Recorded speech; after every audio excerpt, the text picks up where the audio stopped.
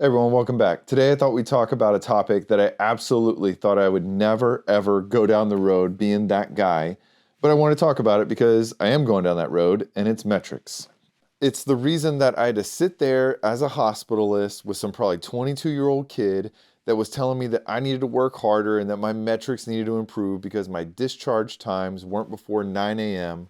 or greater than 50% of my discharge orders were not before 9 a.m.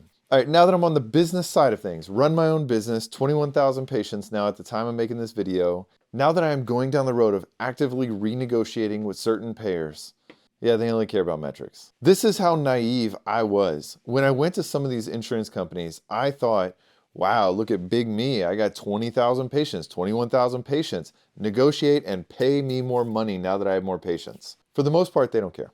There's almost always a bigger group in town that the insurance company could send all of their business to. And the insurance company knows this.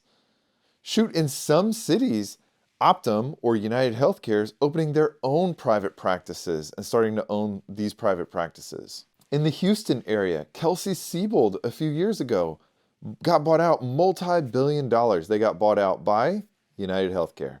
And they do everything ranging from primary care, orthopedics, dermatology. I think they even have a radiation oncologist. They have their own cancer care. They do a little bit of everything, and United Healthcare owns them. They don't care, they meaning the insurance companies, about my 21,000 lives, not the way that I care about them. So the next step in me arguing for better rates is I'm going all in on metrics. So what kind of metrics am I starting to trend? Well, I'm basically starting to say, how good of quality of care am I providing? And a lot of that we start with the MIPS data. Some of it we say, okay, what's our rate of completion of pap smears? Are people up to date with pap smears? Are our ladies up to date with mammograms?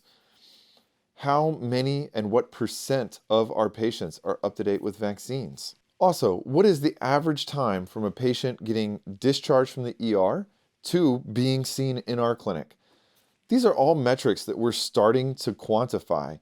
We're even going down the road of saying how much weight have our patients lost over time, and we're going to start averaging that out by payer. So how am I doing it? Well, I started taking a class a few years ago. It's 100 days of bootcamp coding for Python, and I believe it's by Angela Yu, I believe. I'll put a link below by the class that I did.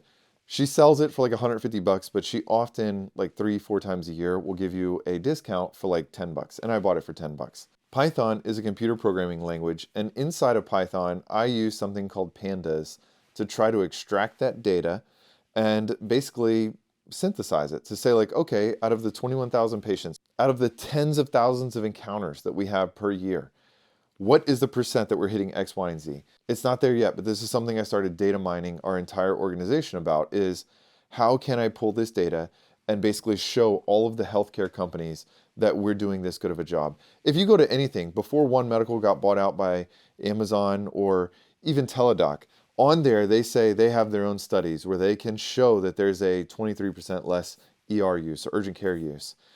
That's what insurance companies care about. That's the data that we're going to go after next. Now that I'm big enough to get that data, and I'm big enough to probably have the data look pretty good, because when I only have a couple thousand patients, if you have 5 or 6 patients that just go to the ER and have $1 million visit, yeah, it screws all your data up. Am I going to tell the insurance companies, hey, I've been voted best primary care doctor in my area 6 years in a row, I think now, maybe 7?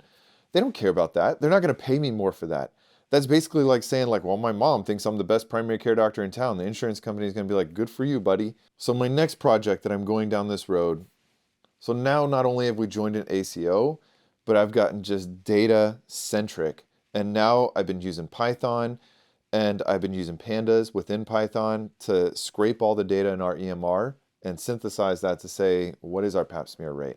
What is our flu vaccine rate? Are any of you guys using your EMR to data mine it? And if so, how so? I will admit that up until now, I've basically just been data mining it to see what's our missed copay rate? What kind of payers are we getting? What's our average revenue per encounter? And those are all great things. You need to know where those are at. But now I'm trying to take it to the next level. So I'm just curious, if any of you guys are data mining, well, one, how are you doing it? 2, what's your EMR? And 3, let me guys know any tips or tricks you may have while you're data mining and what you're looking out for. All right, guys, I'm excited about the growth. I continue to be relentless about the patient experience, and now I'm also starting to be relentless about data mining and showing insurance companies how good of a clinic we are. All right, I'll see you guys next time. Later.